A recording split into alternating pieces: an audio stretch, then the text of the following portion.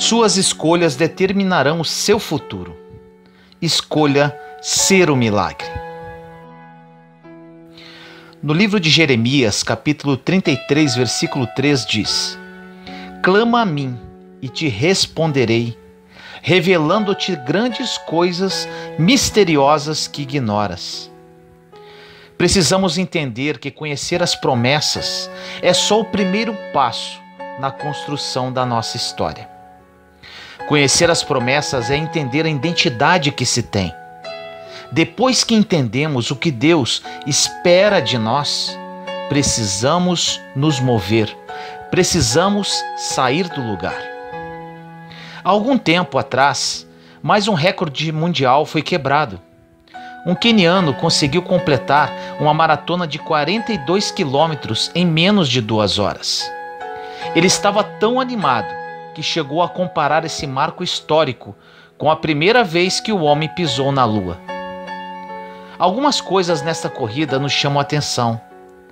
A primeira foi que, para que ele conseguisse bater essa meta e romper esse recorde, mais de 40 pessoas acompanharam-no ao longo da jornada. Eles foram divididos em grupos de mais ou menos 7 pessoas e ajudavam a ditar o ritmo ao longo da maratona. O corredor está lá, focado em vencer. Só que existem pessoas que estão lá focadas em ajudar e mostrar para ele o ritmo certo para chegar até o final dentro do tempo estipulado. Ele pode ser o melhor do mundo, pode ter o melhor preparo, a melhor genética, mas precisa de pessoas junto com ele, ditando o ritmo e dizendo: você não vai parar no meio do caminho, você não vai desistir aqui. Ainda existem alguns quilômetros para você enfrentar. Você não vai parar até que chegue na linha final. Outra coisa que nos chama a atenção: além dessas pessoas ajudando durante a corrida, existia um carro elétrico na frente do atleta, que projetava um facho de luz a laser, para que o corredor soubesse quais eram as melhores partes do percurso para percorrer. Tiramos uma grande lição disso. A nossa jornada de fé é exatamente como a maratona. Tem muitas pessoas que estão cansadas porque acham que a velocidade para chegar é o mais importante. Mas a nossa jornada de fé não tem nada a ver com o quão rápido vamos chegar no final. É sobre chegar ao final. Não é tão importante como começa, mas sim como termina. É sobre isso que esta mensagem vai falar. O maratonista tem mais preocupação com detalhes acerca da sua jornada do que a maior parte dos cristãos tem a respeito da sua jornada de fé. Hoje é um dia importante, pois é um dia que você precisará escolher, porque antes de você começar a correr, você vai precisar fazer algumas escolhas para a sua jornada. Como? Quem serão seus conselheiros? Os seus combustíveis? Quais serão os próximos passos? Quais guerras vale a pena lutar? Quais portas você precisa entrar? Quem vai te manter de pé? Quem te justifica? Quem provê sobre a sua casa? No livro de Hebreus, capítulo 12, versículos 1 e 2 diz: livremo-nos de tudo que nos atrapalha e do pecado que nos envolve. Corramos com perseverança a corrida que nos é proposta, tendo os olhos fixos em Jesus, autor e consumador da nossa fé, porque ele, pela alegria que lhe fora proposta, suportou a cruz, desprezando a vergonha, e assentou-se à direita do trono de Deus.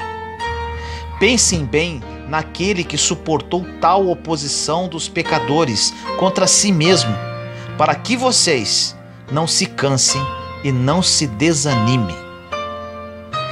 Jesus, um pouco antes da sua morte, observou pessoas fazendo pouco caso dele. Aqueles que caminharam ao lado dele diziam que não sabiam mais quem ele era. Quando ele estava a ponto de ser entregue, de ser traído nos momentos finais, onde ele chegou ao ponto de transpirar sangue por estar muito angustiado. Nesses momentos tristes e agonizantes, você sabe o que manteve Jesus de pé, sem desistir e sem voltar atrás? Grave isso. É porque ele olhava para a alegria que lhe fora proposta. E você sabe que alegria é essa? É olhar para você e para mim e ver que o pecado não poderia mais roubar-nos dele. É ver que nossa vida nunca mais será a mesma, porque há poder naquele sacrifício para livrar-nos da morte. Jesus olhava para o fruto da redenção e sabia que valeria a pena tudo o que ele iria enfrentar. Pois ao terceiro dia, quando ressuscitasse, ele envergonharia o inferno, a morte. Ele tomaria as chaves, ele reinaria sobre tudo aquilo que um dia nos separou da criação. Jesus olha para nós hoje e diz: valeu a pena. Talvez a sua pergunta seja: Vinícius, como que isso se encaixa na minha vida? É simples. Às vezes estamos desistindo de um propósito que Deus tem para nós, porque esquecemos das promessas que Deus já fez e que não tomamos posse. Se Deus prometeu a você uma família, não é na primeira crise do seu casamento que você vai jogar tudo para o alto. Se Deus prometeu a você que vai suprir as suas necessidades segundo as suas riquezas em glória, não é a primeira empresa que falir ou você perder o emprego que vai fazê-lo desistir daquilo que ele te prometeu dali em diante. Agora, nunca esqueça disso. Não importa se é a primeira ou a última, se Deus é aquilo que te mantém de pé, nada é capaz de abater ou paralisar você. Por que muitos cristãos estão ficando no meio do caminho? Porque eles olham demais para todo o processo e esquecem da alegria que nos fora proposta. Eles esquecem que temos um refúgio, temos uma fortaleza, temos alguém que nos adotou como pai. Somos a genética do Deus que criou todas as coisas. Andamos ansiosos porque estamos focando naquilo que não temos controle e negligenciando aquilo que Deus nos deu o governo. Quantos estão preocupados com as suas finanças, mas nem sempre se preocupam quão generoso serão na hora de ofertar para a obra do Senhor? Quantos estão preocupados com a violência de uma forma macro, mas estão negligenciando a criação dos seus filhos? Quantas vezes estamos preocupados para onde o mundo está caminhando, mas nem sempre estamos preocupados para onde a nossa casa está indo? Quantas vezes assistimos no noticiário coisas ruins e ficamos mais preocupados com as coisas lá fora do que está acontecendo dentro da nossa casa e nem estamos percebendo? Precisamos entender que Deus estabeleceu para nós o sacerdócio, governo e autoridade. O que ele está dizendo é: cuida daquilo que eu te dei e deixa que o restante eu cuido. Deixa eu ser o Deus da sua vida. Cuida do seu sacerdócio, da sua liberalidade, generosidade, dos teus filhos, da sua casa, do seu casamento, da sua empresa. E você diz: mas Deus, o Brasil vai quebrar, está a ponto de um colapso financeiro. Te afirmo agora, se Deus for a sua esperança, a provisão não vem do mercado financeiro, nem da bolsa de valores, nem do presidente. A tua provisão vem de Deus, que fez o céu e a terra. É isso que você precisa lembrar todos os dias. Uma pergunta interessante para você: Jesus para você é importante ou suficiente? Por mais que as duas coisas pareçam quase as mesmas, elas são completamente diferentes.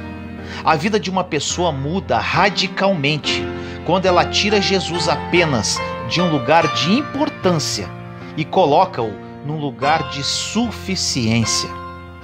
Jesus não é só mais um dos nomes. Jesus agora se tornou o único nome. Jesus não será mais uma opção de socorro quando a doença chega. Jesus é a única opção de socorro. Jesus agora não será a última opção quando a crise financeira aparece. Jesus é a sua primeira opção, porque é Ele que provê.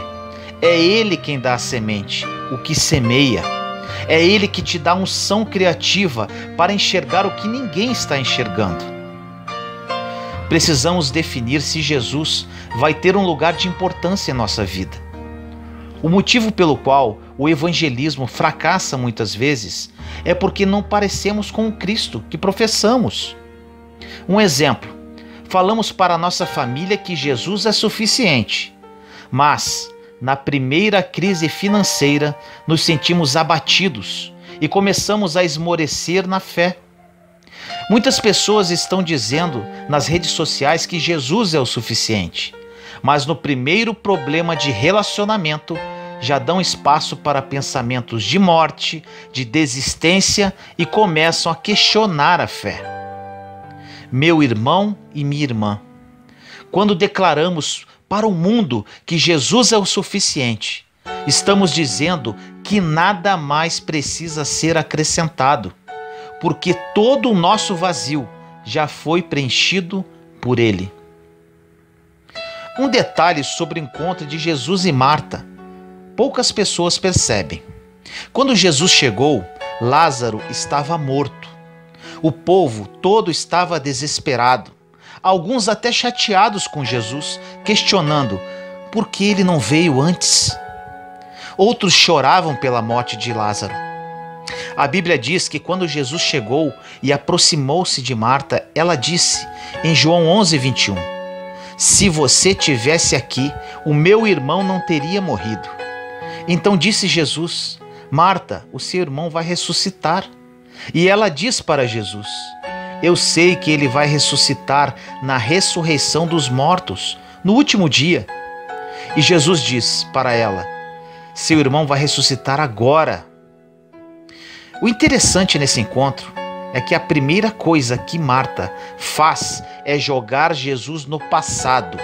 Se você tivesse se movido antes, se você tivesse chegado antes, se você tivesse interferido antes. Ela joga Jesus em um tempo que já não existe mais. E quando Jesus falou sobre ressuscitar, a mesma o jogou para o futuro. No último dia, na ressurreição. Ou seja, ela colocou Jesus em um tempo que ainda não chegou. Mas Jesus não existe apenas para trazer sentido ao passado, mas sim esperança para o futuro. E mudou a história dela no hoje. O que isso tem a ver com a nossa vida, com a nossa história? É porque às vezes falamos, Senhor, se aquilo tivesse sido diferente, se aquela porta tivesse aberto um pouco antes, se aquele negócio tivesse sido fechado, se aquela entrevista tivesse dado certo, se aquele convite para aquela empresa tivesse acontecido, se eu não tivesse falado o que eu falei, se eu não tivesse feito as alianças que eu fiz. E Jesus te diz hoje, pare de me colocar em um tempo que não existe mais e olha para aquilo que está disponível hoje. Eu, Jesus, continuo mudando histórias, eu continuo liberando destinos, eu continuo curando os enfermos, eu continuo restaurando casamentos, eu continuo ressuscitando o que morreu em sua vida. O mesmo Deus que fez o passado continua fazendo hoje. Durante a nossa jornada de fé, precisamos escolher que Jesus é o suficiente. Deus pode liberar para você palavras, destinos, pode te dar algo tão poderoso que você nem ousaria um dia imaginar. Ele pode mudar para sempre a sua história. Jesus é importante e o suficiente. precisamos fazer um exercício prático. Quando alguma coisa acontecer, uma circunstância adversa, quando tempestades se levantam, quando as coisas fogem do nosso controle, precisamos fazer memórias e pensar que não somos qualquer um, pois carregamos promessas do nosso Pai e elas vão acontecer, porque aquele que prometeu é fiel para cumprir. As coisas podem passar, palavras podem passar, promessas de homens passarão, cenários, circunstâncias, mas as palavras que eu carrego não passarão, diz o Senhor. Você sabe o que Deus estabeleceu para nós através da redenção? Ele trouxe para nós acesso à paz que excede todo o entendimento, Filipenses 4:7. Temos acesso à ausência de ansiedade, 1 Pedro 5,7, que diz: pois lance sobre ele toda a vossa ansiedade, porque ele tem cuidado de vós. Temos proteção em meio ao deserto, Salmo 23,4, que diz: mesmo que eu ande pelo vale da sombra da morte, mal nenhum eu temerei, porque tu estás comigo. Temos acesso à provisão, Filipenses 4,19, que diz: porque o meu Deus suprirá todas as necessidades de vocês, segundo as suas riquezas em glória. Temos acesso ao cuidado, Salmo 91,7, que diz: porque 1000 podem cair ao teu lado e 10.000 à tua direita, mas você não será atingido. Nós temos acesso ao renovo, Isaías 40:29, que diz: ele fortalece o cansado e dá grande vigor ao que está sem força. Porque até os jovens se cansam e ficam exaustos, os moços tropeçam e caem, mas aqueles que esperam no Senhor têm esperança, renovam as suas forças, voam bem alto como águias, eles correm e não ficam exaustos, eles andam e não se cansam. Deus nos dá descanso. Mateus 11:28 diz: pois vinde a mim todos vós que estáis cansados e sobrecarregados, que eu vos aliviarei.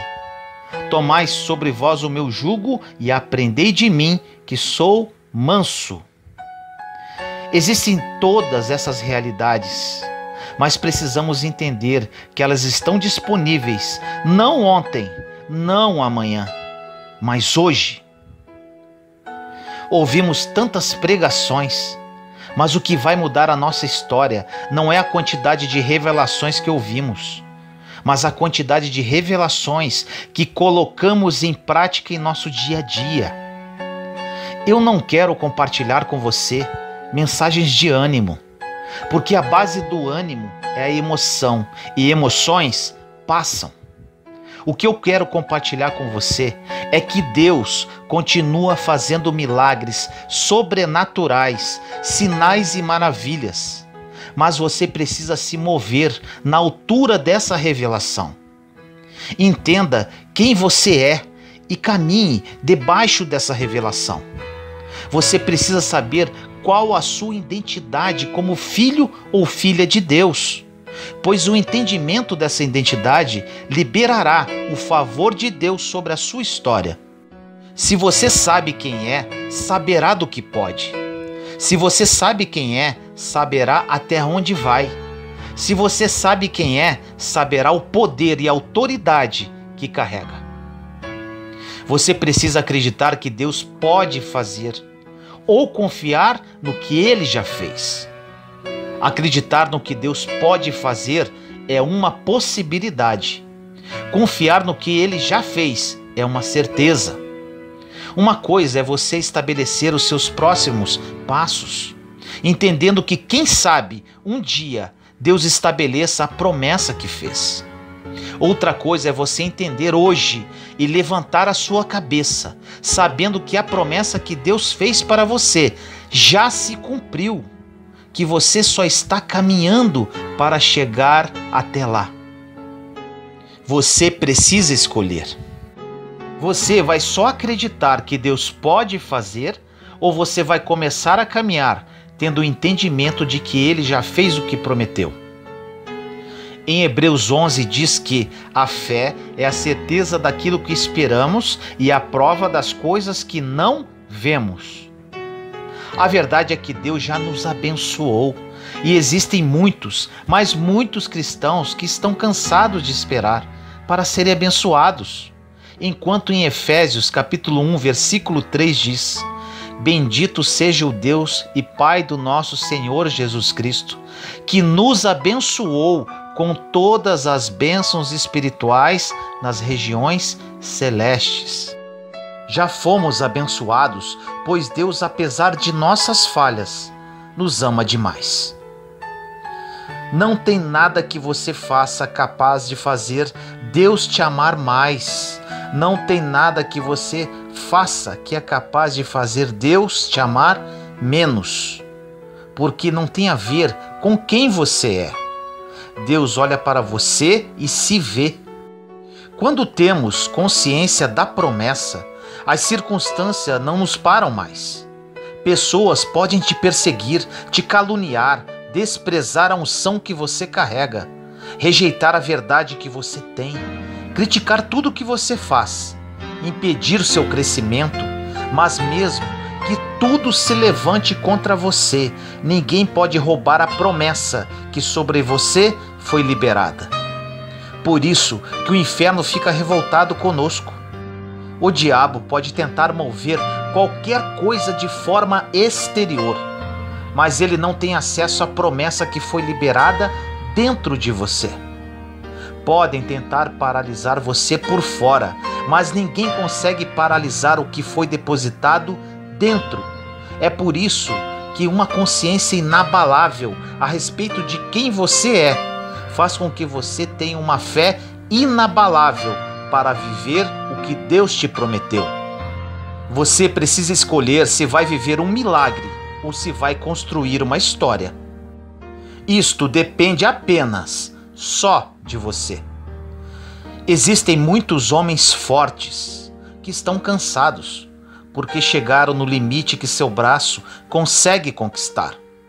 Quando você entender que não tem nada a ver do quão bom você é, você vai descansar na bondade de Deus. Deus não tem bondade, Deus é bondade. Não é uma característica dele, é parte do seu caráter. Quando você entende isso, acaba descansando em meio às circunstâncias, por piores que sejam. Podemos considerar muitas pessoas como heróis da fé, mas eu te digo uma coisa: talvez você nem saiba, mas na sua casa você é um herói. Seus filhos olham para você e eles esperam um comportamento. Seu cônjuge olha para você e, por mais que ele nem tenha compartilhado, ele também espera um comportamento. Sabe por quê? Porque você é um exemplo para eles. Porque quando tudo poderia te parar, você não desistiu. Então continue assim. Continue caminhando, mesmo que tudo se levante contra você. Continue caminhando, mesmo que as coisas pareçam improváveis. Mesmo que algumas contas não fechem. Mesmo que algumas coisas não façam sentido. Mesmo que a lógica não consiga te amparar. Mesmo que não haja base de segurança para as promessas que Deus te fez. Porque a glória de Deus se revela em meio às impossibilidades. Não precisa fazer sentido para ninguém, se fez sentido para quem te prometeu.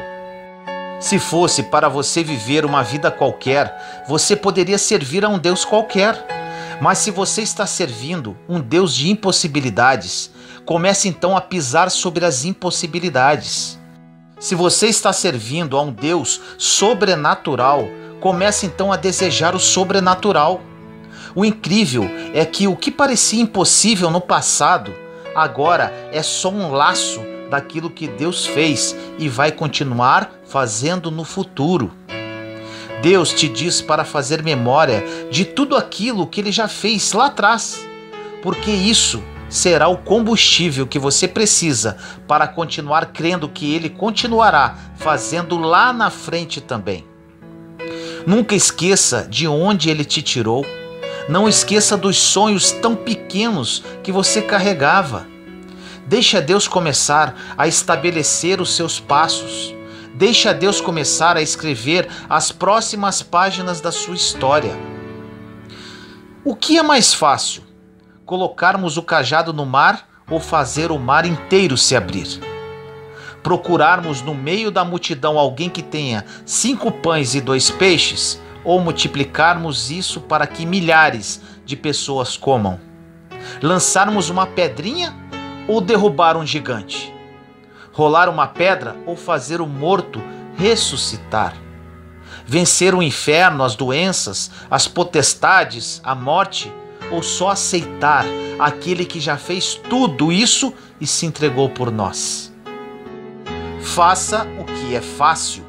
Deixe que Deus faça o impossível. Faça o simples e veja o que só Deus pode fazer. Você deseja viver até onde consegue ir ou deseja ver milagres?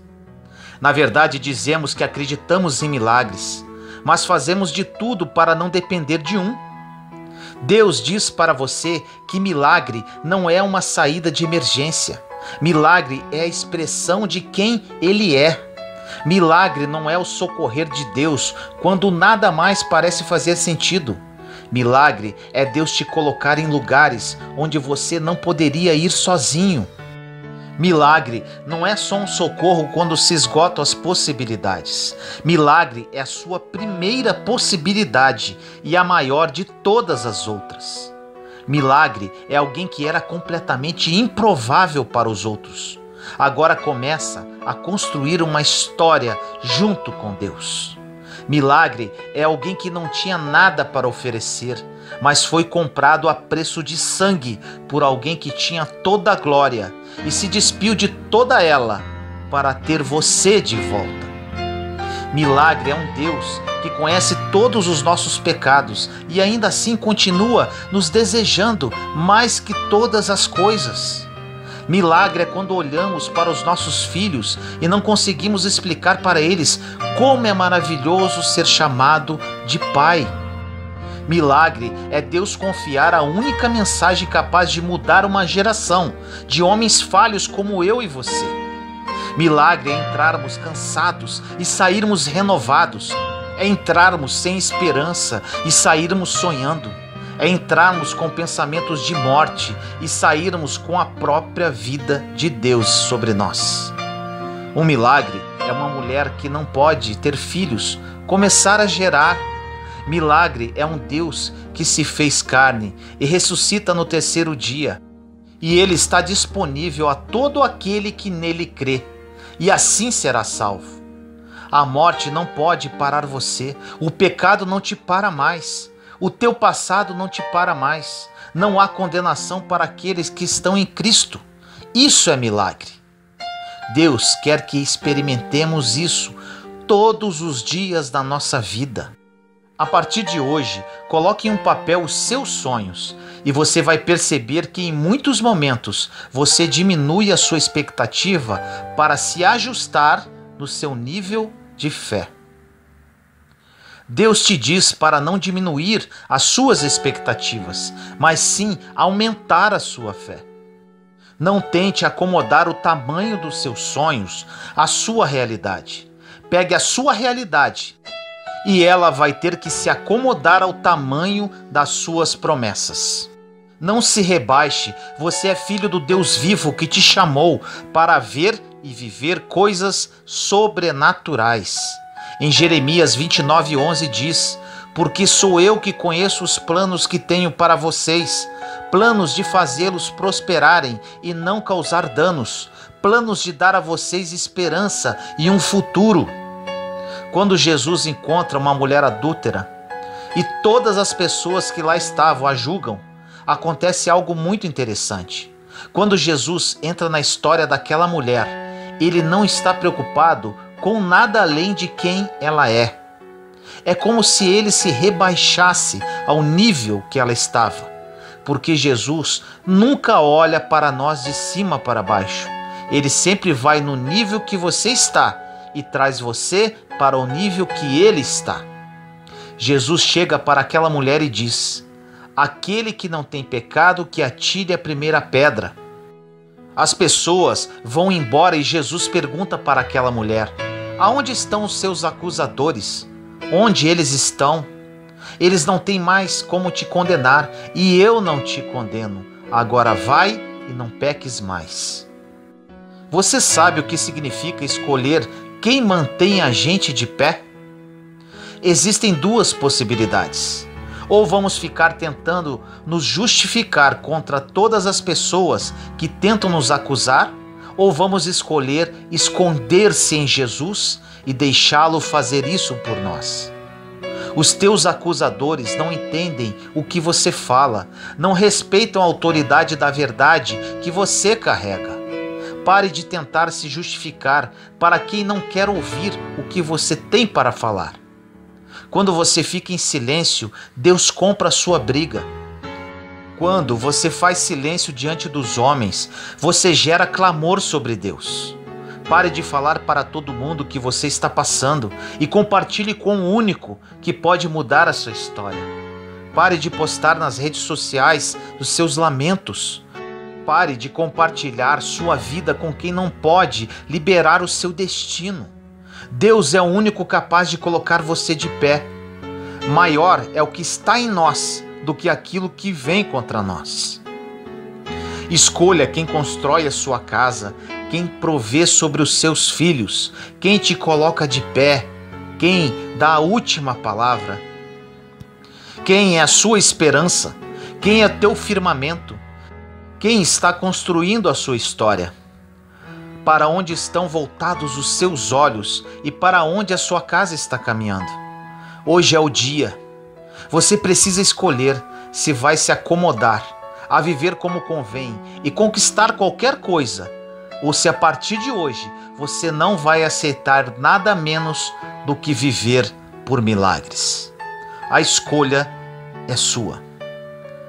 Ore comigo assim: Senhor amado, nos colocamos em sua santa presença neste momento, seus filhos e filhas.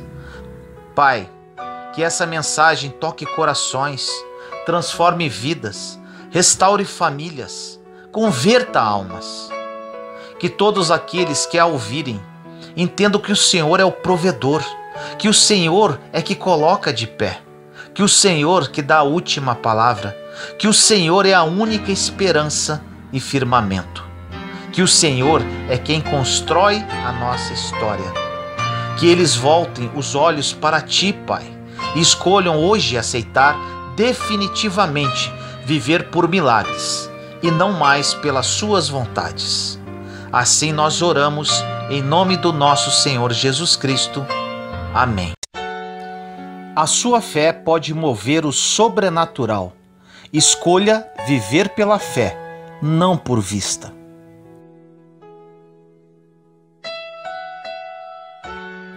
No livro de Hebreus, capítulo 11, versículos 1, 2 e 6, diz assim: Ora, a fé é a certeza daquilo que esperamos e a prova das coisas que não vemos, pois foi por meio dela que os antigos receberam bom testemunho.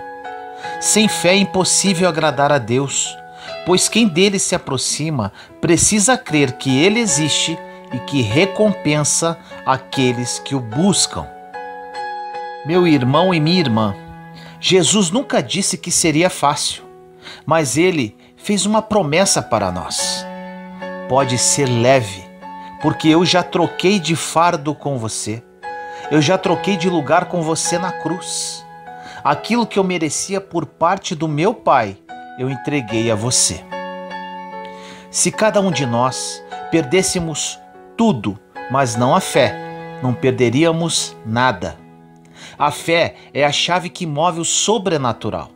A fé é aquilo que faz com que alguém, que não tem nada aos olhos dos homens, viva como alguém que já recebeu tudo aos olhos de Deus.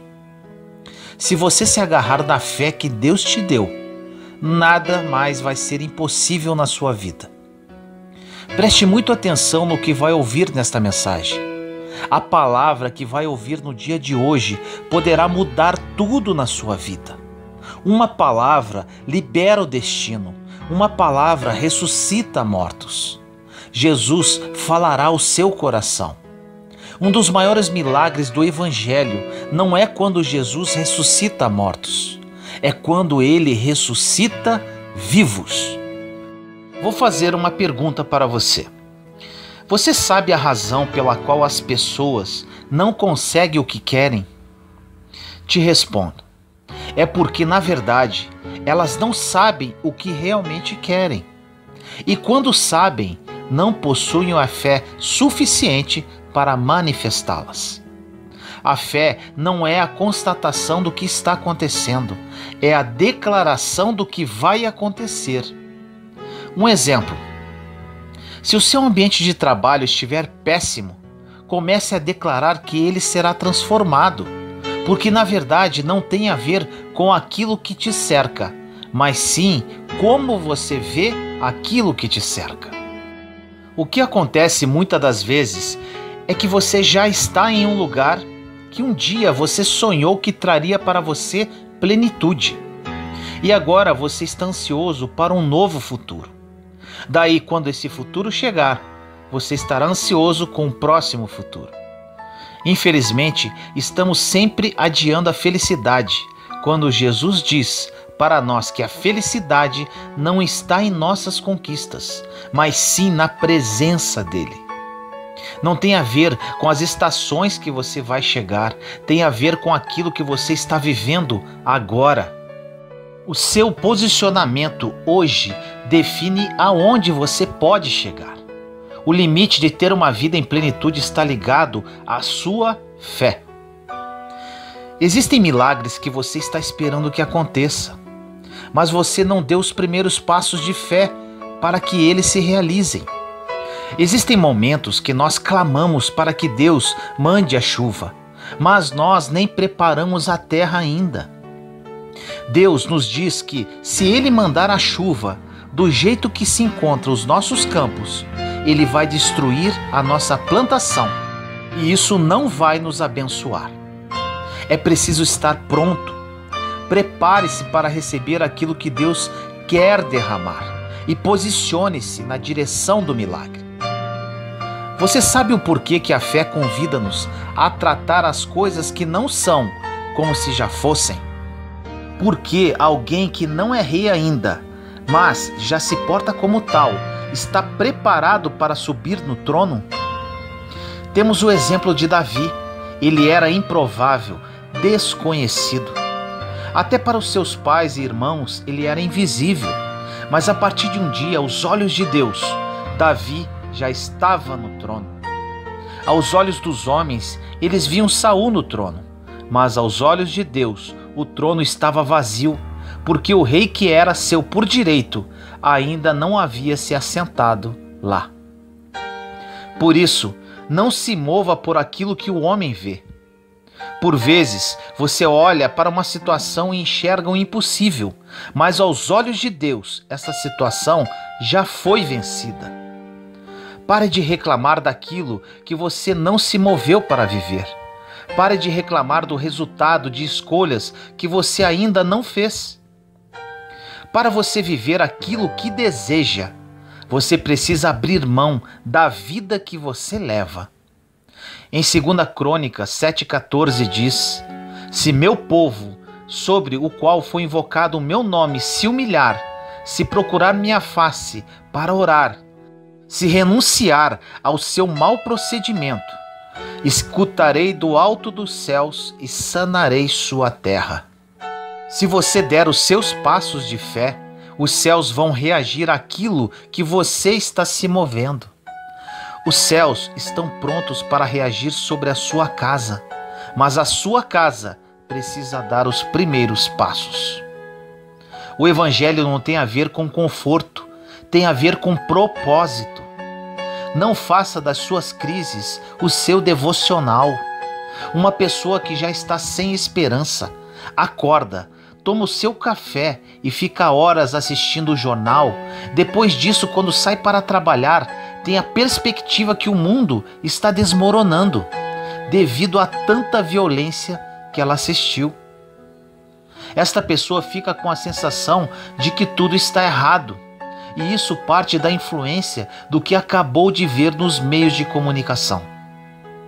Entenda que o céu não está em crise e que você precisa fazer a sua escolha.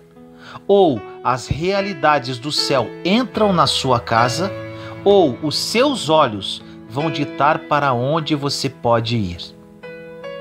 No livro de Josué, capítulo 1, versículo 9 diz: isto é uma ordem, sê firme e corajoso.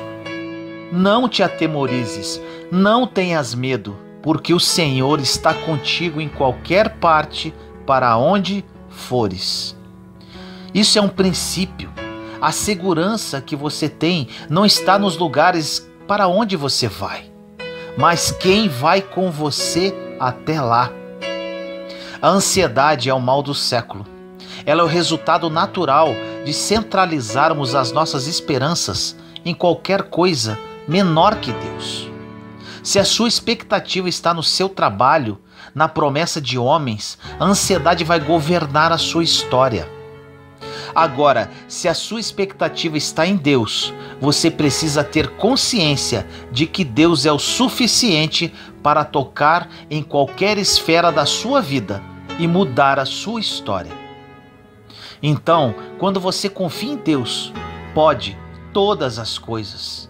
Você descansará debaixo da certeza.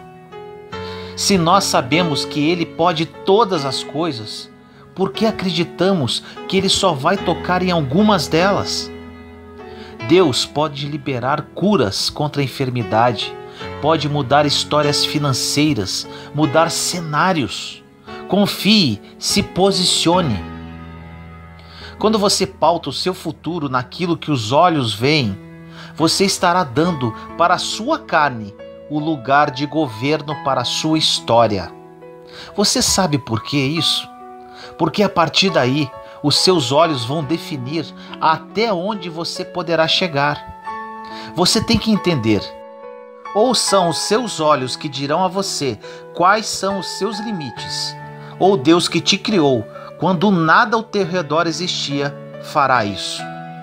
Faça a sua escolha. Os seus olhos veem impossibilidades e a sua fé diz: vai dar tudo certo. Foi eu que te prometi e eu vou prover cada promessa. Em 2 Coríntios 5,7 diz: andamos na fé e não na visão. Olha que interessante isso. Você conhece algum casal que está junto há muito tempo, mas não existe mais confiança entre um e outro? Com certeza você responderá sim, pois nos dias de hoje isso é muito comum. Vamos fazer um parâmetro com nossa vida espiritual.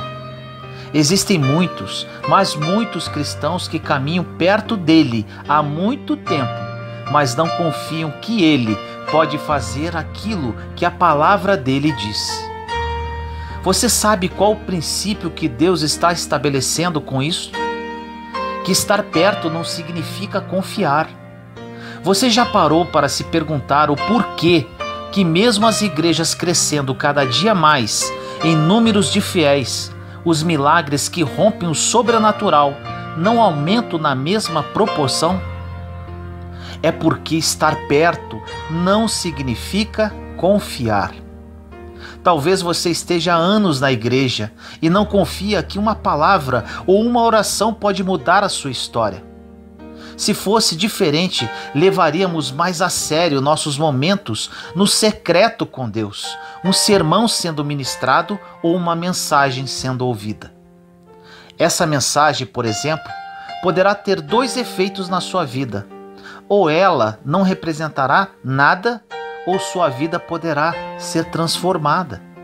Esses efeitos são liberados de acordo com a sua fé.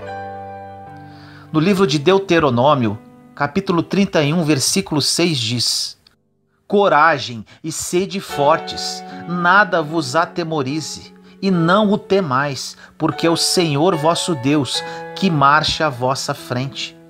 Ele não vos deixará, nem vos abandonará. No episódio da tempestade, Jesus apresenta-se para os discípulos. Porém, ele só acalma a tempestade depois que ele entra no barco. Primeiro ele diz, sou eu, ou seja, primeiro Jesus acalma a tempestade dentro deles, dos discípulos. Depois ele entra no barco e a tempestade cessa. Observe o princípio que ele está estabelecendo. A sua confiança não tem que estar no mar que se acalma, mas na presença de Deus que se manifesta. Você precisa confiar que o fato de Deus estar com você já é a segurança que você precisa. Em João, capítulo 15, versículo 7 diz, se permanecerdes em mim e as minhas palavras permanecerem em vós, pedireis tudo o que quiserdes e vos será feito. Em 2 Timóteo 1,7 diz, pois Deus não nos deu um espírito de covardia, mas de fortaleza, de amor e de equilíbrio. O significado de equilíbrio basicamente é posição estável, sem oscilações ou desvios. Equilíbrio não é ausência de intensidade, é ausência de inconstância. Deus nos fala que o que vai mudar a nossa história não é só a intensidade do que fazemos, mas é como vamos até o final. Nossa geração tem um problema de inconstância e não de intensidade, porque na primeira crise abrimos mão da fé. Ou seja, no momento onde você mais precisa se firmar, acaba fugindo. Equilíbrio não é você ir mais devagar, é você ser constante. Fique firme, não importa aquilo que está cercando você, importa aquilo que você carrega. Não tem a ver com as circunstâncias, tem a ver com as promessas que Deus liberou sobre você. No livro de Efésios, capítulo 6, versículos de 11 a 13 diz, revesti-vos da armadura de Deus, para que possais resistir às ciladas do demônio. Pois não é contra homens de carne e sangue que temos de lutar, mas contra os principados e potestades, contra os príncipes desse mundo tenebroso, contra as forças espirituais do mal nos ares. Tomai, portanto, a armadura de Deus, para que possais resistir nos dias maus e manter-vos inabaláveis no cumprimento do vosso dever. Olha isso. Depois que fizer tudo, permaneça firme. Em 1 Coríntios 16:13 diz, vigiai, sede firmes na fé, sede homens, sede fortes. Para vivermos uma vida constante, viver no sobrenatural e acima de todas as adversidades, isto tem a ver também com as nossas escolhas. Uma vez perguntaram para um esportista famoso, é verdade que você corre todos os dias 4 horas da manhã? E ele disse, não, às 4 eu já estou correndo. E falaram para ele que não precisava, pois ele já era campeão mundial. Ele disse, é justamente por conta disso que eu sou campeão mundial. Porque enquanto os meus adversários estão dormindo, eu estou treinando. E se eu souber que algum adversário meu está indo treinar às 4 horas da manhã, eu começo a treinar às 2. E se eu souber que alguém está treinando às 2 horas da manhã, eu não vou mais dormir para poder treinar. Sabe por quê? Porque vencer não é uma responsabilidade deles, é uma responsabilidade minha. Precisamos lembrar que ninguém vai fazer por nós aquilo que nós precisamos fazer. Ninguém vai levar os nossos filhos para passear, ninguém vai comprar flores para nossa esposa no dia dos namorados, ninguém vai dizimar e ofertar por você, ninguém vai fazer por você aquilo que você precisa fazer, porque as suas escolhas definem os seus limites, as suas escolhas definem até onde você vai chegar, porque Deus nos deu liberdade para escolher. O pastor Luciano Subirá fala algo maravilhoso sobre dízimo e oferta. Ele diz que o dízimo e a oferta é a celebração da redenção, porque quando éramos escravos, não tínhamos direito de escolher se íamos semear ou não. E o fato de você poder escolher isso hoje significa que você é livre. O escravo não tem escolha, mas o filho, sim. Você pode escolher lançar-se na vontade de Deus ou não, ser passivo diante das promessas de Deus ou não. Esse livre direito de escolha, para muitos de nós, tem sido justamente onde estamos perdendo. Lembra-se do filho pródigo? Ele chega para o pai e diz que deseja a parte da herança e o pai o entrega. Ou seja, ele dá para o filho provisão e liberação. Às vezes, nós achamos que estamos fazendo o certo porque estamos crescendo e temos liberdade para escolher. Só que o fato de Deus nos dar liberdade de escolhas não significa que Ele aprova todas elas. O maior fracasso que um homem pode ter é ter sucesso aonde Deus não aprova. Às vezes nós estamos cansados por buscar sucesso, onde Deus não enxerga sucesso para nós. A história de Paulo, por exemplo, para a nossa geração, seria um dos maiores exemplos de fracasso que a Bíblia retrata, pois Paulo não foi milionário e morreu sozinho. Se analisarmos os critérios que usamos para o sucesso, pode ser completamente diferente daquilo que é certo para Deus. E talvez você esteja se cansando, tentando alcançar algo que já recebeu e nem percebeu. O que importa para Deus não é o castelo que construímos, mas é onde buscamos refúgio quando ninguém nos vê.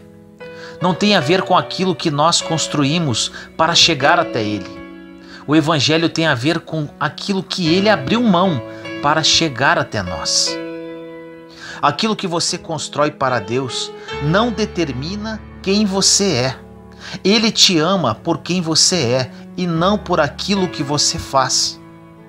Sem perceber, vamos tentando moldar Deus e acreditamos que Ele só pode fazer segundo aquilo que Ele fez em nós.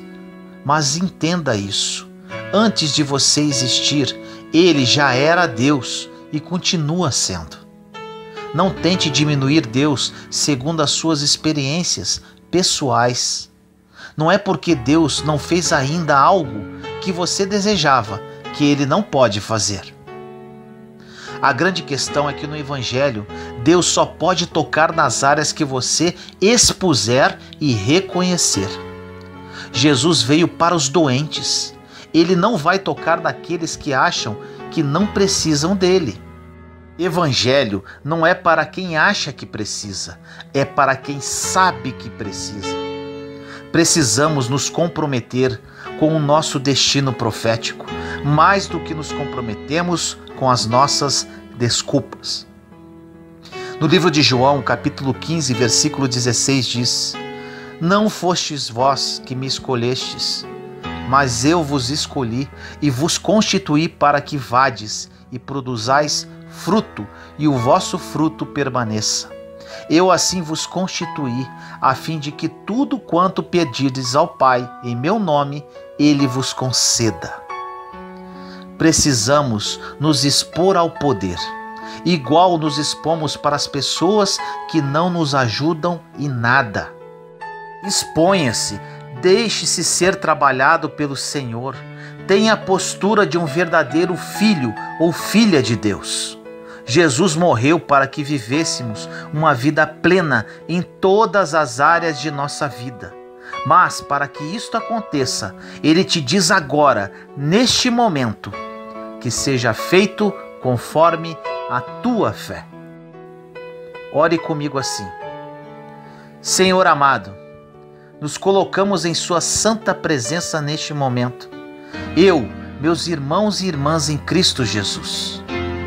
Pai, que esta mensagem fale aos corações, mude vidas, restaure famílias. Muitos dos seus filhos e filhas que oram neste momento estão vivendo cativos ao seu passado e às suas circunstâncias. Não conseguem se libertar, Pai. Ajude-os em nome de Jesus. Desperte em cada coração o dom da fé. Que eles tenham consciência que a verdadeira mudança de vida depende da liberação da fé. O seu plano está desenhado para cada um, mas muitos de nós ainda não está caminhando dentro da sua vontade. Que esta mensagem desperte esse encorajamento e comprometimento para vivermos pela fé e não mais por vista. Assim nós oramos, em nome do nosso Senhor Jesus Cristo. Amém. Pode ser leve, mas não será fácil. Viva com leveza.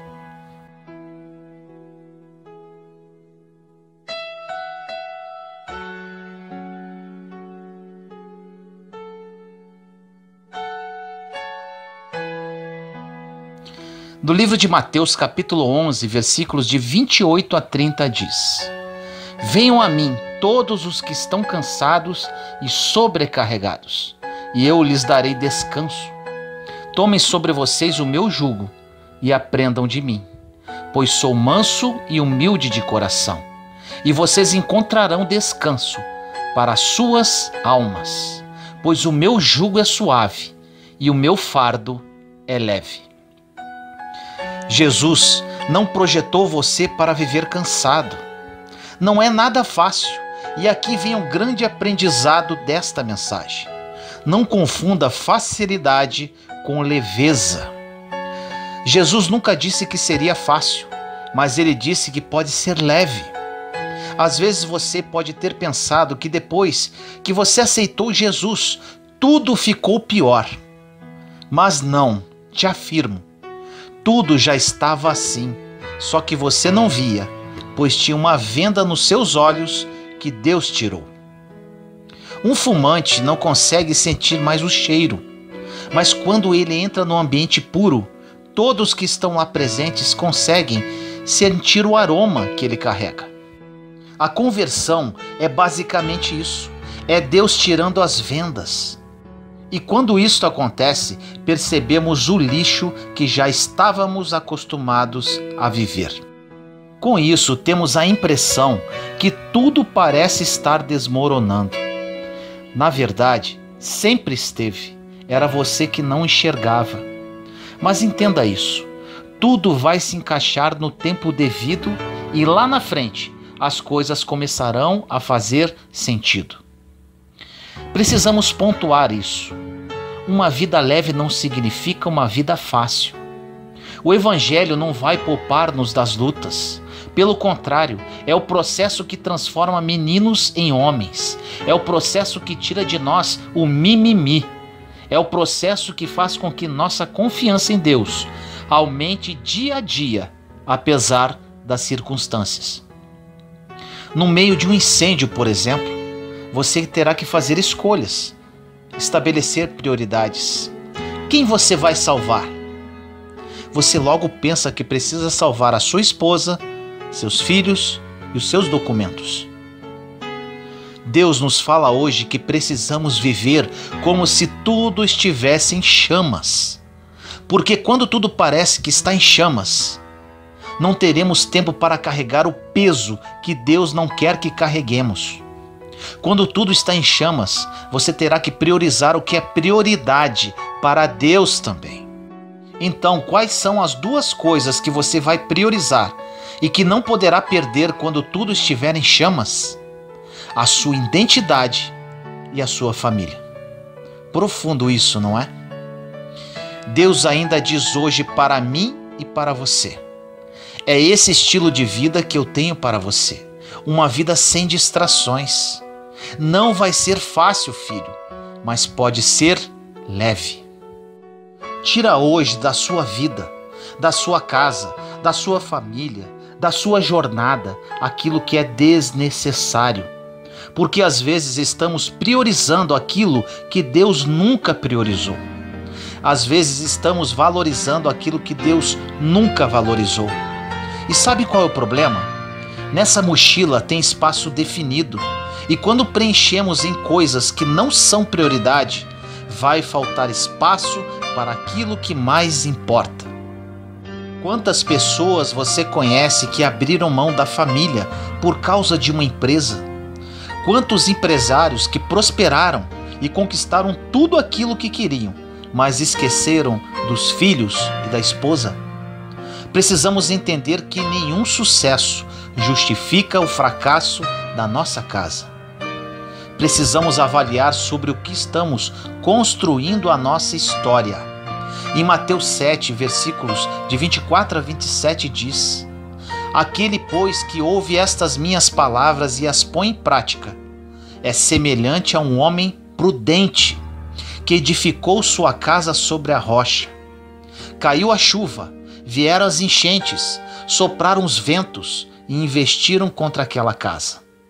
Ela, porém, não caiu, porque estava edificada na rocha. Mas aquele que ouve as minhas palavras e não as põe em prática é semelhante a um homem sensato, que construiu sua casa na areia. Caiu a chuva, vieram as enchentes, sopraram os ventos e investiram contra aquela casa. Ela caiu e grande foi a sua ruína. A Bíblia está falando sobre dois tipos de homens, dois tipos de histórias e fundamentos. Ou seja, o fundamento não está onde são colocados os tijolos, mas sim no alicerce, onde você constrói e ninguém vê. O imprudente não está preocupado em construir aquilo que ninguém vê. Ele está preocupado em construir aquilo que todo mundo consegue enxergar. Ele não está preocupado com princípios. Ele está preocupado em exposição. Ele quer mostrar para todo mundo que a sua casa está pronta. Neste exemplo, essa casa pode ser substituída pelo seu trabalho, sua história e o seu ministério. Existirá um momento que teremos dificuldades, tanto para as pessoas que estão em Deus, tanto para aquelas que não estão. Você já parou para pensar que a fundação é uma das partes mais caras de uma construção? Talvez aquela pessoa que não tinha princípios gastou menos dinheiro e levou menos tempo para construir do que aquele que tinha princípios. A grande verdade é que nessa jornada de fé, quando a chuva forte aparece, quando o desafio surge, saberemos qual a construção que vai suportar. E aí chegamos à conclusão que não importa a construção que foi construída mais rápido, mas sim quanto tempo ela dura. Sem Deus, você pode correr e conquistar aquilo que você sempre sonhou. Mas aí vem a pergunta para você me responder: quanto tempo isso dura? Para viver uma vida leve, não importa como construímos, importa apenas onde está nossa confiança. Existem momentos que parece que nada está acontecendo, mas o poder mais explosivo de uma semente acontece em um ambiente onde ninguém enxerga. Precisamos lembrar que aquilo que Deus tem para nós dura para sempre e é eterno. O que tem nos guiado? Existem momentos que o que tem nos guiado é a multidão. E tem momentos que estamos mais preocupados com aquilo que os outros estão dizendo do que Deus pensa a nosso respeito. Se você é controlado pela opinião dos outros, isto representa a forma mais segura de jamais atingir os propósitos de Deus na sua vida. A multidão é enganosa. A mesma multidão que aplaudia Jesus quando ele entrava na cidade, dias depois gritava: "Crucifica-o!" Pior do que uma perseguição pode ser uma bajulação. A presença da multidão representa a ausência de milagre. No livro de Mateus, capítulo 9, versículo 23 a 26 diz: Chegando à casa do chefe da sinagoga, Jesus viu os tocadores de flauta e uma multidão alvoroçada. Disse-lhes: Retirai-vos, porque a menina não está morta, ela dorme. Eles, porém, zombavam dele. Tendo saído a multidão, ele entrou, tomou a menina pela mão e ela levantou-se. Esta notícia espalhou-se por toda a região. Talvez seja nesse contexto que Jesus vai entrar na sua vida. Todo mundo olha para você e enxerga que nada vai dar certo. Mas a boa notícia é que Jesus chegou na sua casa. Existe um momento que vamos ter que decidir se os risos da multidão em relação aos nossos sonhos vão definir o que vivemos, ou se é a palavra que Deus já liberou antes da multidão chegar em nossa casa. Para todo mundo que conhece a sua vida, pode parecer ridículo o sonho que te move, mas não precisa fazer sentido para ninguém, se faz sentido para quem te prometeu. Existem milagres que só vão acontecer na sua casa quando a multidão sair. Tem milagres na sua família que só vão acontecer quando a multidão sair. Estou falando aqui de pessoas, sugestões, conselhos, pensamentos, ideias, sentimentos, tudo aquilo que vai de encontro ao que Deus te prometeu. Você lembra do primeiro pecado da criação? Satanás apenas sugeriu o que para ele era bom.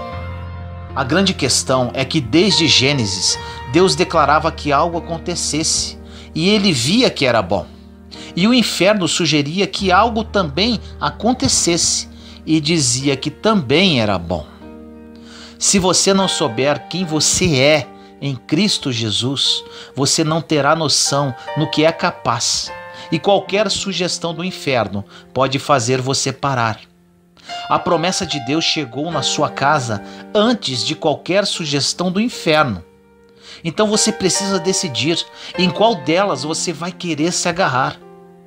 O que você tem que definir é se a multidão vai reconhecer os milagres ou vai te impulsionar para o seu destino. Ou é a multidão que te move ou é a palavra de Deus. No versículo, a mesma multidão que duvidou do milagre o espalhou por todos os lugares. Toda a multidão que se levantou contra as promessas de Deus vão ter que reconhecer que só o Senhor é Deus. Existem alguns momentos que, sem perceber, somos guiados pela carência. A carência muitas vezes move-nos para aquilo que parece a promessa, mas não é. O problema é que enquanto estivermos satisfeitos com aquilo que parece com a promessa não vem, porque Deus nunca vai disputar espaço em nós. A carência tem frustrado muitas pessoas. Como um exemplo muito comum, observamos pessoas que têm a convicção de que o namoro vai dar certo. Eles estão carentes e insistem com o relacionamento. Qual o resultado? Quando se casam, terão a certeza que não era isso. A grande questão é que se você começa o relacionamento, seja ele qual for, pelas motivações erradas, você só conseguirá mantê-lo pelas motivações erradas também. Agora eu pergunto para quem está namorando: se o seu namoro te afasta de Deus, o que faz você acreditar que o seu casamento vai fazer você se aproximar dele? A inconstância no namoro não vai se transformar em constância no casamento. Existem problemas que enfrentamos que desde o princípio sabíamos que seriam problemas, mas porque estávamos carentes, criamos uma expectativa em pessoas, alianças, empresas, lugares, entre outros. A expectativa que criamos nisso tudo, somente Deus pode suprir. Tem muitas mulheres que estão reclamando dos seus maridos, e eles são incríveis, e vice-versa. Às vezes estamos frustrados com o outro porque estamos colocando expectativa naquilo que o outro não tem como suprir. O casamento não vai fazer você feliz. Você tem que ser feliz antes de se casar. Porque quando o homem feliz casa com uma mulher feliz, não tem como dar errado. Quando um homem e uma mulher que tem um buraco dentro de si se casam, achando que vão se preencher, os dois vão passar mal juntos. Deus não veio para suprir as nossas carências. Ele veio para preencher todo o vazio, porque só Ele sabe o que falta dentro de nós. Deus nos fez completos e só Ele sabe o que falta. Existem momentos que somos guiados pelo medo. Quando o medo define os seus limites, você estará entregando para ele a construção da sua história. Se o medo definir os seus passos, ele definirá aonde você pode ir e não a promessa que você recebeu. Se você não faz algo por medo de não ser aceito, esse medo definirá até onde a sua vida poderá ir e não a promessa que Deus fez na sua vida. Existe o medo de não conseguir, medo de não alcançar. É como se estivéssemos falando para Deus: eu acredito que o Senhor pode fazer, mas eu acho que o meu medo tem mais poder de definir a minha história do que a tua promessa. Deus conhece a sua história e Ele sabe exatamente o que é melhor para a sua vida. Existem pessoas que, por medo de perder, perderam. Você não consegue dar os seus primeiros passos de fé. Você condiciona a sua conversão e o dia que você vai mudar a sua história pelo que os outros vão pensar. Precisamos renovar as nossas esperanças, apesar dos cenários. No livro de Habacuque 3, 17 e 18 diz: porque então a figueira não brotará, nulo será o produto das vinhas, faltará o fruto da oliveira, e os campos não darão de comer. Não haverá mais ovelhas no aprisco, nem gado nos estábulos. Eu, porém, regozijar-me-ei no Senhor. Encontrarei minha alegria no Deus de minha salvação. Os meus olhos podem estar vendo que falta tudo, mas a minha fé diz que eu posso todas as coisas naquele que me fortalece. No livro de Hebreus, capítulo 11, versículos de 1 a 13 diz: a fé é o fundamento da esperança, é uma certeza a respeito do que não se vê. Foi ela que fez a glória dos nossos antepassados. Pela fé, reconhecemos que o mundo foi formado pela palavra de Deus e que as coisas visíveis se originaram do invisível. Pela fé, Abel ofereceu a Deus um sacrifício bem superior ao de Caim e mereceu ser chamado justo, porque Deus aceitou as suas ofertas. Graças a ela é que, apesar de sua morte, ele ainda fala. Pela fé, Enoque foi arrebatado, sem ter conhecido a morte, e não foi achado, porquanto Deus o arrebatou. Mas a Escritura diz que antes de ser arrebatado, ele tinha agradado a Deus. Ora, sem fé é impossível agradar a Deus, pois para se achegar a Ele é necessário que se creia primeiro que Ele existe e que recompensa os que o procuram. Pela fé na palavra de Deus, Noé foi avisado a respeito de acontecimentos imprevisíveis. Cheio de santo temor, construiu a arca para salvar a sua família. Pela fé, ele condenou o mundo e se tornou o herdeiro da justificação mediante a fé. Foi pela fé que Abraão, obedecendo ao apelo divino, partiu para uma terra que devia receber em herança. E partiu sem saber para onde ia. Foi pela fé que ele habitou na terra prometida, como em terra estrangeira, habitando aí em tendas com Isaque e Jacó, co-herdeiros da mesma promessa. Porque tinha esperança fixa na cidade assentada sobre os fundamentos eternos, cujo arquiteto e construtor é Deus. Foi pela fé que a própria Sara cobrou o vigor de conceber, apesar de sua idade avançada, porque acreditou na fidelidade daquele que lhe havia prometido. Assim, de um só homem quase morto, nasceu uma posteridade tão numerosa como as estrelas do céu e inumerável como os grãos da areia da praia do mar. Foi na fé que todos nossos pais morreram, embora sem atingir o que lhes tinha sido prometido. Viram-no e o saudaram de longe, confessando que eram só estrangeiros e peregrinos sobre a terra. A palavra não está dizendo que eles foram poupados das circunstâncias. A palavra diz que eles foram poupados nas circunstâncias. Eles não foram poupados dos processos. Eles foram guardados por Deus durante o processo. Os leões ainda estavam lá, mas não podiam comê-los mais. O fogo ainda estava lá, mas não podia queimá-los mais. A espada ainda estava lá, mas não podia feri-los mais. É por isso que Hebreus 11 diz que a fé não é a ausência de circunstâncias contrárias, mas a fé é a segurança de que Deus nos guarda em todas elas. Na passagem da fornalha ardente, em Daniel 3, a Bíblia não está dizendo que Deus enviou um anjo para que a fornalha não queimasse mais.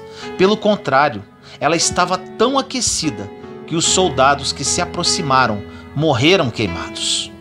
Deus estava estabelecendo para as pessoas um princípio.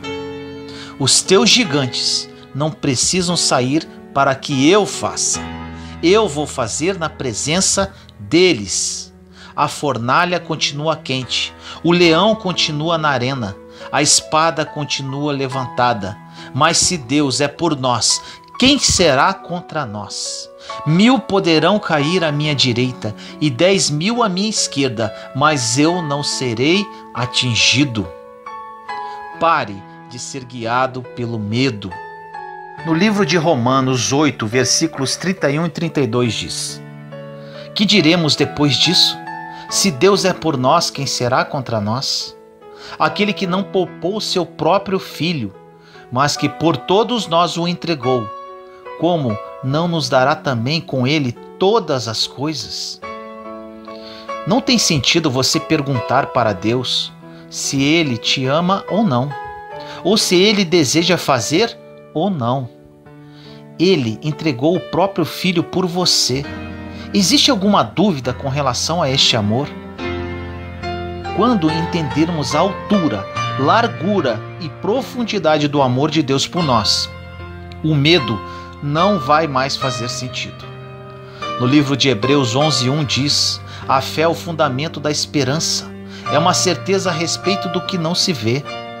Em Mateus 18:18 diz: em verdade vos digo, tudo o que ligardes sobre a terra será ligado no céu, e tudo o que desligardes sobre a terra será também desligado no céu.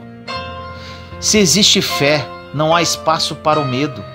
O medo vai te dizer: não tem como acontecer, é impossível. E a fé vai te dizer: já aconteceu, é inevitável. Existem momentos que a sua mente te dirá que não tem mais como. Existirão pessoas que dirão que não terá mais jeito, mas Deus te diz para tirar o medo do seu lugar secreto, que Ele vai inundá-lo com a lembrança do que Ele fez no passado. Quando lembramos do que Deus fez no passado, não existem mais dúvidas que Ele vai fazer de novo. Existem momentos que aquilo que estamos vivendo é fruto de uma amnésia espiritual. No meio da correria, vamos colocando várias bagagens. Esquecemos que, se continuarmos confiando, caminharemos com leveza. Às vezes, o que mais nos impede de viver o novo de Deus é quando somos guiados pelo passado. Não permita que o seu passado controle o seu futuro. Você já parou para pensar a loucura que é pegar um tempo que não existe mais e deixar ele governar a construção do seu amanhã? Deus nos diz que não devemos ser guiados pelo nosso passado, pois ele não existe mais. Tem coisas que o diabo nem lembra mais e ficamos tentando trazer à memória. Deus declarou lá atrás que aqueles que estão em Cristo, as coisas velhas passaram e tudo se faz novo. Tudo. Nós somos produtos do nosso passado, mas nós não precisamos ser prisioneiros dele. A partir de hoje, não tem a ver com o que você viveu, tem a ver com aquilo que você vai viver. A partir de hoje, não tem a ver com aquele pai que você não teve, mas com o tipo de pai que o seu filho vai ter. Deus nos dá a oportunidade de reescrever uma nova história e abrir mão do fardo que é o nosso passado. Em Atos dos Apóstolos, capítulo 2, versículos 17 e 18 diz: acontecerá nos últimos dias, é Deus quem fala, que derramarei do meu espírito sobre todo ser vivo. Profetizarão os vossos filhos e as vossas filhas. Os vossos jovens terão visões e os vossos anciãos sonharão.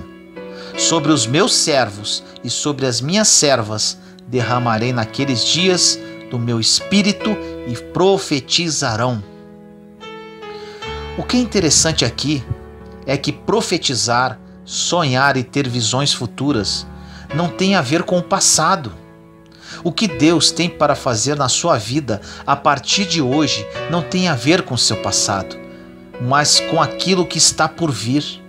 A tua visão não é para ver o que ficou para trás, é para enxergar aquilo que ninguém está enxergando. Deixe a carência, o medo e o passado para trás. Nem o diabo está preocupado com o seu passado, ele está preocupado em frustrar o seu futuro.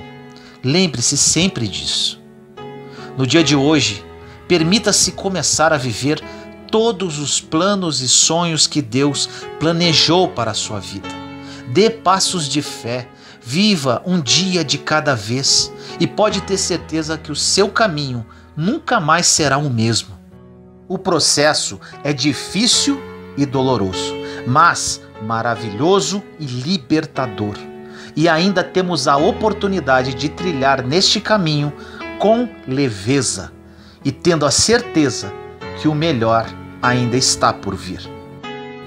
Ore comigo assim: Senhor amado, entramos em sua santa presença neste momento, eu, meus irmãos e irmãs em Cristo.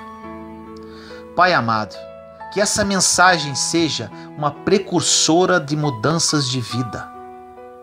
A partir de hoje não seremos mais guiados pela multidão, pelo nosso passado e pelo medo. Seremos guiados pelo seu Santo Espírito e trilhando pelo caminho que o Senhor sonhou para cada um de nós. Trocamos contigo, Senhor, o nosso jugo e nosso fardo para vivermos uma vida com leveza. Sabemos que não será fácil, mas entendemos hoje que pode ser leve.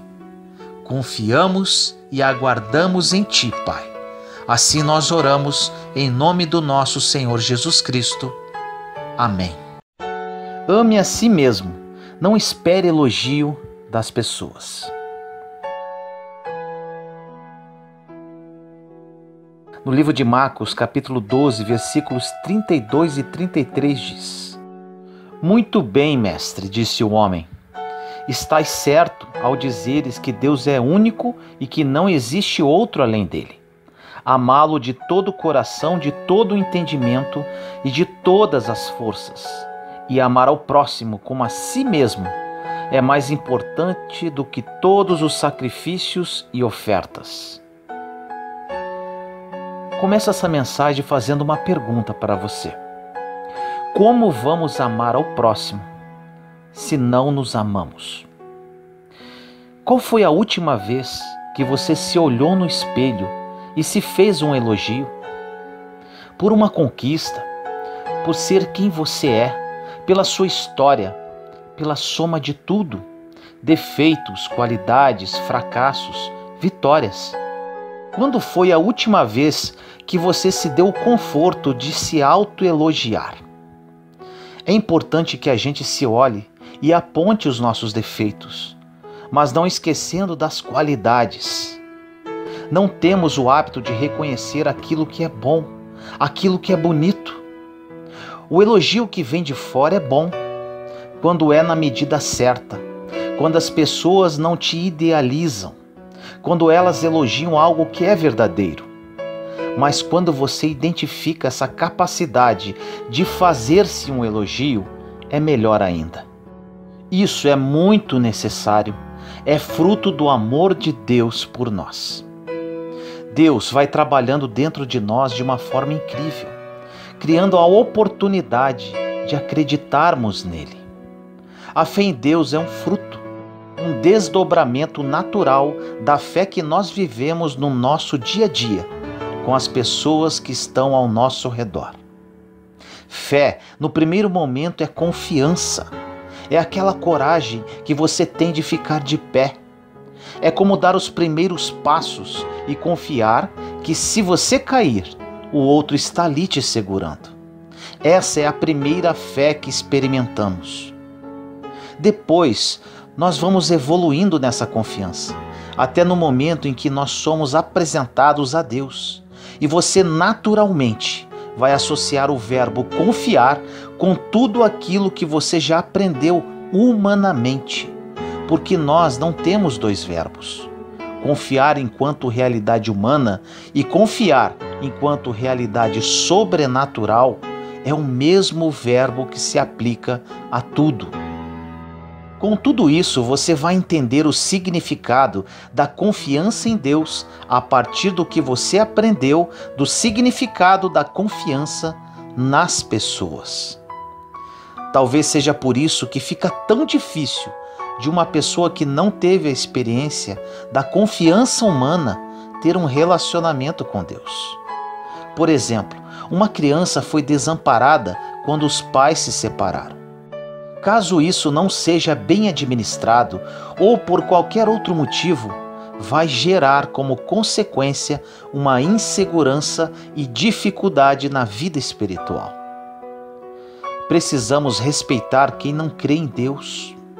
É muito fácil chegarmos e vomitar as nossas regras e religiões em pessoas que têm essa dificuldade em acreditar. Você desconhece a história dessas pessoas. Às vezes, humanamente, foram tão fragilizadas, não tiveram a experiência da confiança, cresceram inseguras, foram abandonadas, cresceram desacreditadas e evoluíram desacreditando. Porque quando você desacredita do outro, crer em Deus, que nós não vemos, se torna mais difícil. Precisamos ter sempre interesse na história do outro, para podermos entender as suas escolhas. Porque tal pessoa tem tanta dificuldade de decidir, de ir, de buscar, de dar certo, de ser empreendedor. É o fruto, o resultado de como foi criado, de como a pessoa aprendeu a confiar em si. Às vezes pensamos que é o lar perfeito que faz as pessoas assim, mas não, às vezes é o caos, as dificuldades que geram a necessidade de reagir e de pensar: eu não tenho ninguém por mim e eu terei que ir à luta. Nesse caso também existem pessoas que reagem ao contrário. Existem outras pessoas que foram completamente desprezadas e ficamos esperando que elas serão vítimas durante toda a vida. Mas também não. Elas tomam consciência da sua própria história e descobrem que podem e buscam aquilo que não as trouxeram. Às vezes olhamos para uma pessoa rancorosa, egoísta, mesquinha e nos perguntamos o porquê. É só olhar para o passado dela que você vai entender. Todas as pessoas nos influenciam de certa forma. Os pais, avós, tios, vizinhos, professores, a escola, os colegas de escola, amigos do trabalho. Precisamos nos olhar no espelho e se autoelogiar como uma forma generosa, um ato de agradecimento de tudo que conseguimos alcançar. O ser humano que somos, a nossa história que muitas pessoas desconhecem, às vezes até nós mesmos. Por que não buscarmos nos conhecer de uma forma profunda? É uma forma interessante de você chegar ao entendimento daquilo que hoje, no seu comportamento e no seu temperamento, lhe prejudique. Naqueles impasses da personalidade que se tornam obstáculos para uma boa convivência, ou então naqueles detalhes da nossa história que fortaleceram o seu ser rancoroso, ciumento, magoado, mesquinho, infantil. Há tantos detalhes de nossa personalidade que, se não tomarmos nas mãos, se não cuidarmos, jamais vamos nos aplaudir. O ser humano reconciliado é aquele que se aplaude todos os dias antes de dormir. É aquele que, vendo a soma de defeitos e virtudes, fica satisfeito com aquilo que está alcançando. Pois a vida não é perfeita para ninguém, mas precisamos dar conta dela. E de alguma forma, precisamos sobreviver a tudo isso. Essa sobrevivência precisa ser entendida todos os dias. Não é um projeto que podemos jogar para longe, ou tampouco ficar olhando para trás. Precisamos lidar com essa sobrevivência diariamente. Essa reconciliação precisa ser diária. Olhar-se, aplaudir aquilo que precisa ser aplaudido, aquilo que é bonito, que já alcançamos em nós mesmos, e também reconhecer aquilo que ainda não está merecendo aplausos. Mas quem sabe pode ser aplaudido amanhã. Um olhar com sinceridade para as peças do tabuleiro da vida. Descobrir aos poucos tudo aquilo que faz parte de nós. Deus não errou conosco. Talvez nós estamos olhando de forma errada para dentro de nós mesmos. Pode ter certeza que Deus não errou contigo. Aquilo que Deus te deu, aquilo que Deus fez, que te colocou aqui em essência. As pessoas que nos cercam e que nos influenciam podem ter errado, podem até terem prejudicado a sua compreensão daquilo que Deus fez por você. O erro dos outros não pode definitivamente nos prejudicar ao enxergar o acerto que Deus fez. Nós necessitamos ser curados de nossos antepassados, de situações que vivemos conscientes ou inconscientes, para que a olhemos para o resultado que está aqui hoje, nesse dia, nesse horário, para que possamos projetar a continuidade de tudo isso. Deus acertou quando nos projetou. Ele nos fez para que buscássemos ao máximo as possibilidades que estão em nós. Não é justo vivermos de um jeito que prejudique achar essa riqueza que Deus nos deu. Às vezes fazemos escolhas infelizes, superficiais, e assim vamos colhendo muito pouco de nós mesmos, porque acabamos nos acostumando com a mesmice.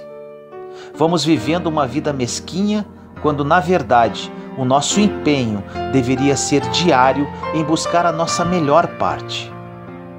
Precisamos alcançar o direito de ser quem somos, sem precisar criar um personagem para agradar as pessoas. Não é justo você viver para agradar os outros, se você não está agradando ou correspondendo à essência que Deus colocou em você. Tenha em mente que o que tiver que ficar, ficará, e o que tiver que partir, partirá.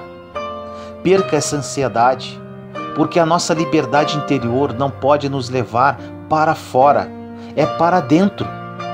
Quanto mais tomamos consciência de quem somos e o que ainda podemos ser pelo poder de Deus, muito mais ficamos livres e muito menos permitiremos a escravidão do olhar do outro. Há olhares que nos aprisionam, pois querem que sejamos daquele jeito, e por uma fragilidade emocional nos sujeitamos, e nada pode nos empobrecer mais do que nos adequarmos ao que o outro quer que sejamos. Temos que ser aquilo que Deus criou. Temos que ser um vulcão em constante erupção. E o que sai tem que ser a nossa verdade.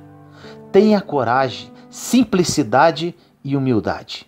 Somos profundamente amados por Deus.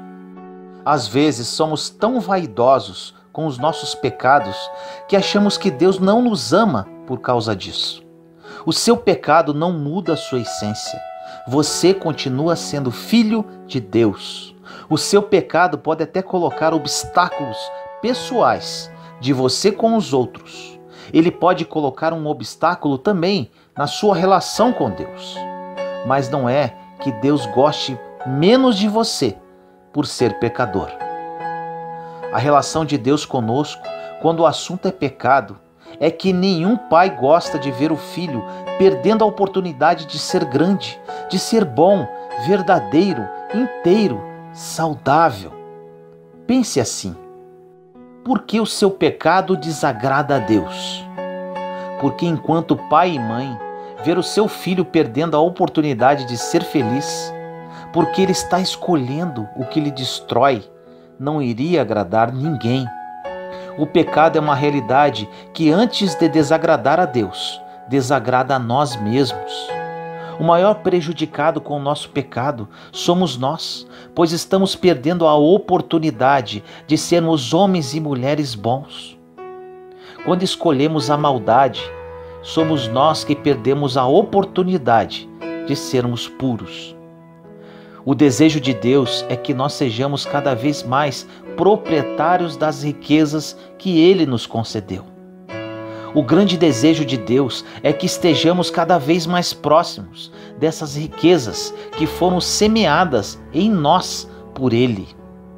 Por isso, sim, você precisa se aplaudir diariamente, mesmo que os seus resultados não tenham sido maravilhosos, porque quando você se aplaude, acaba reconhecendo o lado bom que você já alcançou, as riquezas que já conseguiu distribuir.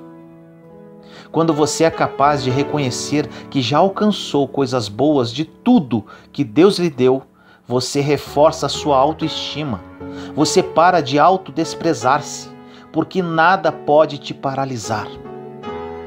Como é difícil sobrevivermos no lugar em que as pessoas vivem, nos colocando defeitos. Como é difícil crescer como pessoa em ambientes nos quais as pessoas têm um olhar extremamente pessimista sobre nós. Ora, quando somos incentivados, mesmo que o nosso resultado não tenha sido maravilhoso, nos motivamos para alcançar mais amanhã. Não espere que o outro lhe dê.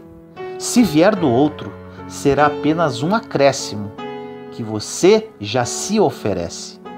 Acredite em você. Acredite que Deus ama você. Ore comigo assim. Senhor amado, nos colocamos em Sua santa presença neste momento, eu, meus irmãos e irmãs em Cristo. Pai amado, agradeço a Ti de todo o coração e de toda a minha alma, devido a esta oportunidade de orar a Ti na presença de muitos de Seus filhos e filhas. Querido Deus, muitos deles que oram comigo agora não se amam verdadeiramente, se menosprezam e se acham derrotados. Que a partir de hoje, Pai, todos eles olhem para si mesmos com outros olhos, como verdadeiros filhos Teus, que são muito amados por Ti. Toque-os agora, Senhor, através do Espírito Santo, e que eles sejam transformados neste momento. Que a Tua graça esteja presente na vida de cada um e que o Seu amor invada esses corações. Assim nós oramos, em nome do nosso Senhor Jesus Cristo. Amém. Onde está a sua paciência? Acalme o seu coração. Espere, tenha paciência.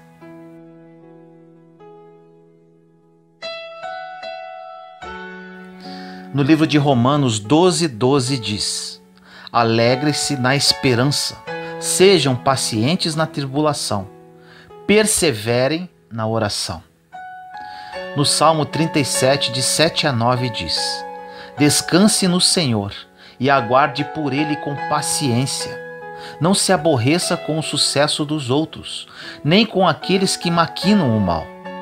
Evite a ira e rejeite a fúria. Não se irrite, isso só leva ao mal. Pois os maus serão eliminados, mas os que esperam no Senhor receberão a terra por herança. No livro de Romanos 5, versículos 3 e 4 diz: Não só isso, mas também nos gloriamos nas tribulações, porque sabemos que a tribulação produz perseverança. A perseverança, um caráter aprovado, e o caráter aprovado, esperança. Às vezes ficamos preocupados com um futuro que nem sabemos se vamos ter. Ou então passamos boa parte do nosso tempo faturando o passado, pegando as faturas e pensando se valeu a pena ou não. Nos falta muitas vezes a sensibilidade de observar a vida que está ao nosso redor neste momento, agora. Tudo hoje nos convida a caminhar com muita pressa.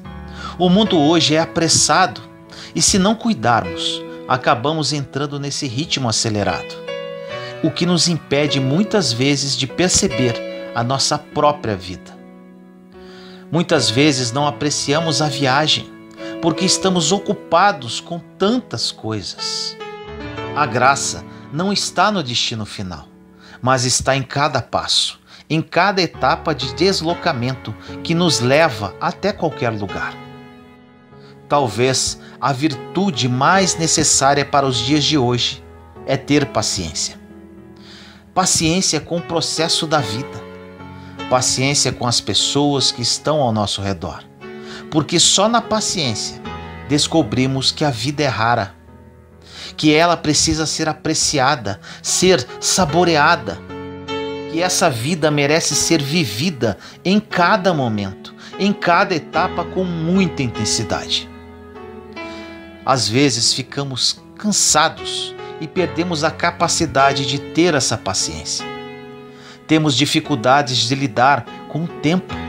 Queremos tudo para ontem. Colocamos a nossa alma em um ritmo tão acelerado e que é tão contrário a ela.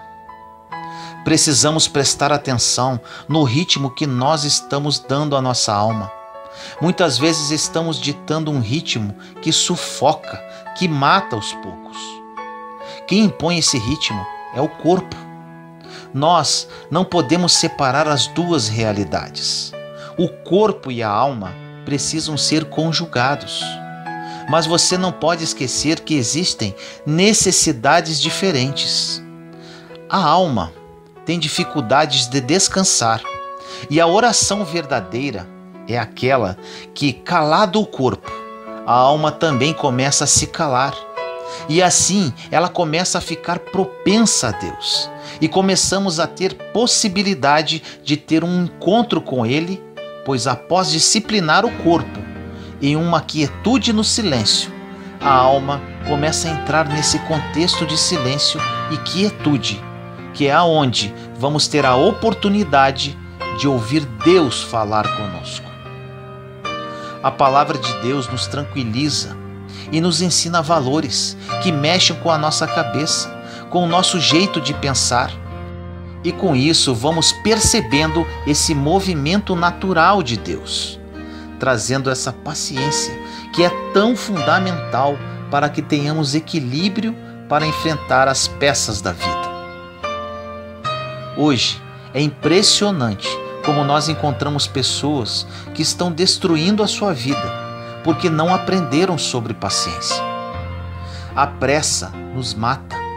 Nós sofremos na carne por consequência da ansiedade. A falta de paciência nos prejudica a ter relacionamentos com qualquer pessoa.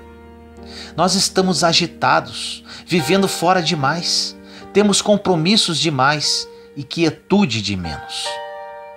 Quando percebemos isso, é preciso priorizar a nossa vida, impondo então regras para nós mesmos, para refletir e entrar em silêncio, em sossego, em oração, pois muito do nosso cansaço é porque não temos tempo nem para administrar o nosso dia e pensar como anda a nossa alma, pois a alma interfere no corpo e o corpo interfere na alma. Quando chegamos em casa, precisamos ter esse tempo de quietude, de desligar um pouco o celular, de estar mais diante de Deus, para que Ele nos preencha. E, consequentemente, no outro dia, teremos o que oferecer para as pessoas.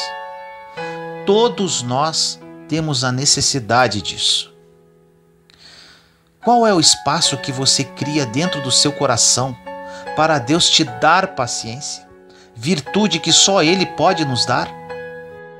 Qual é o espaço que você cria para que Deus tenha condições de moldar a sua alma de acordo com a vontade dEle? Qual é o espaço que você oferece a Deus para que o seu florescimento espiritual aconteça, para que você não se desgaste demais nessa vida, que é tão rara e que nem percebemos por causa do nosso modo de vida que escolhemos viver?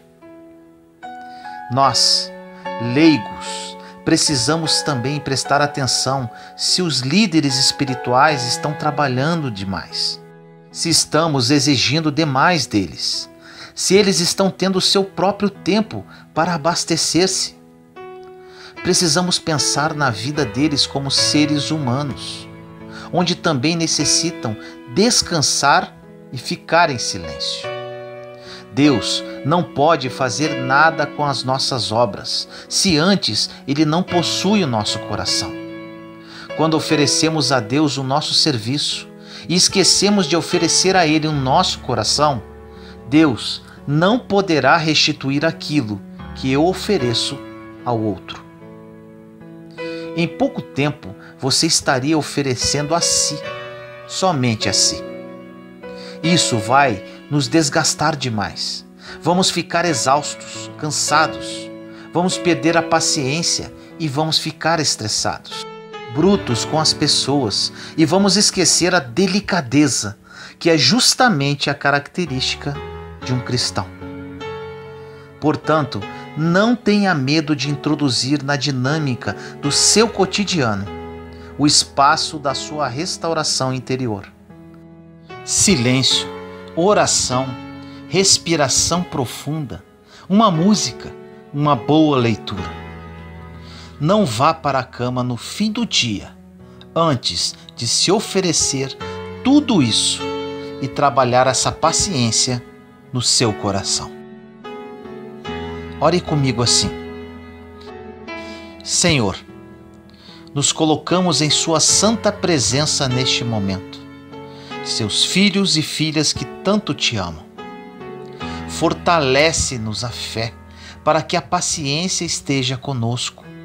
Agradecemos todos os dons de que nos enriqueces a vida, mas te rogamos que nos resguarde a paciência de uns para com os outros, para que estejamos contigo tanto quanto estás conosco, hoje e sempre. Senhor, estamos convencidos de que sem sofrer com paciência não podemos ganhar o céu. Dele é que vem, dizia Davi, a minha paciência. Salmo 61:6. O mesmo queremos dizer hoje. Dá-nos a paciência no sofrimento. Queremos aceitar com tranquilidade todas as tribulações, mas depois, quando elas chegam, nos enchemos de tristeza e desânimo. Dessa forma, sofremos sem méritos e sem amor. Por isso, Pai, vos pedimos, pelos merecimentos de vossa paciência, a graça de sofrer todas as cruzes por vosso amor. Amamos a Ti de todo o coração. Amamos a Ti, Pai, digno de um amor infinito. Nos arrependemos de todo o coração, de todos os desgostos que temos dado ao Senhor.